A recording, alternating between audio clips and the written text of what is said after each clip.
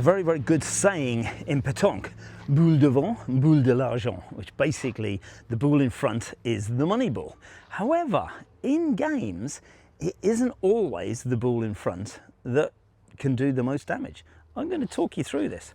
So, typical boule devant, here's the cochonnet. If you have something that is 2 foot in front, it looks much bigger from the circle. If it's a foot in front, it's still a very, very good ball. If it's 6 inches in front, it's going to get shot. However, this is where teams often get fixated with balls that are in front, especially if it is just like this and it is right next to the cochonnet. It's going to get shot.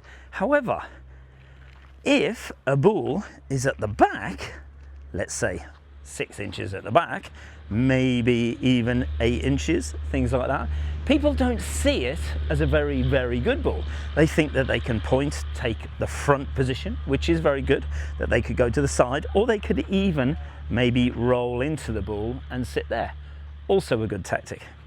The most effective one I've found is the ball that is 6 inches to the side, either side, because this is what they call a nasty situation. It's not at the back, it's obviously not in the front. It looks a little bit too easy to beat. It gives that false impression that there's plenty of room.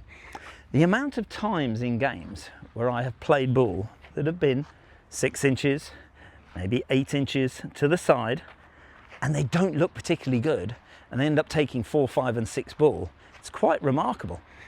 I actually prefer this shot personally, this point, if I'm playing this particular tactic, because it can confuse people. The shooters think it's not worth shooting, the pointers think I can beat it, and it draws other teams in to this false sense of security, this sense that I can beat that quite easily.